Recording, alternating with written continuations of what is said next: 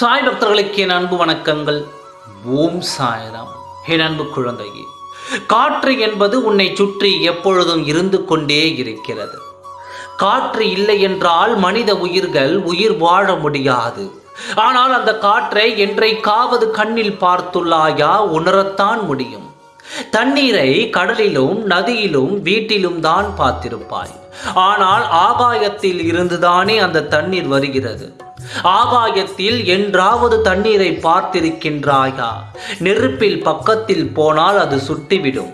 அது ஜோதியாய் உருவெடுக்கும் பொழுது அதை தொட்டு பார்த்துள்ளாயா? ஆகாயத்தில் பறந்து செல்லலாம், ஆனால் நீ மிதந்து சென்று பார்த்துள்ளாயா? தண்ணீரின் மேல் நடந்துள்ளாயா?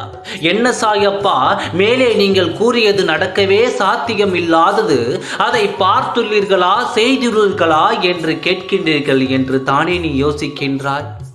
ஒரு விஷயம் நடக்கும் நடக்காது என்ற முடிவை மனிதன் எப்படி எடுக்க முடியும்? முதலில் ஒரு முடிவு என்பது மனிதன் கைகளில் இருப்பதில்லை. உன் அப்பா நான் நிர்ணயித்து விட்டேன், ஆனால் உன் சாயப்பா நான் எல்லா வகையிலும் லீலைகளை ஆரம்பித்து விடுவேன்.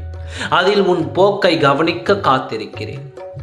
நான் எதற்கு ஒற்று வருவோம், எதற்கு ஒற்று வர மாட்டோம் என்று உன் சாயப்பாவிற்கு தெரியும். நீ காற்றை கண்ணால் காணலாம், ஆகாயத்தில் மிதக்கலாம், நெருப்பை தொடலாம், தண்ணீரின் மேல் நடக்கலாம். இவையெல்லாம் நான் என்ற உன் சாயப்பா நினைத்தால் இத்தனையும் உன் வாழ்விலும் நடைபெறச் செய்வேன்.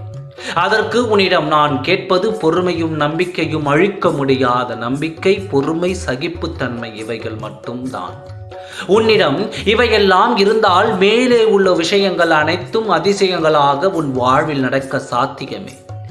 அதனால் உன் வாழ்க்கையை இனிமையான சந்தோஷத்துடன், மனநிறைவான நிம்மதியுடன் உன் சாயப்பா நான் அமைத்து தருவேன்.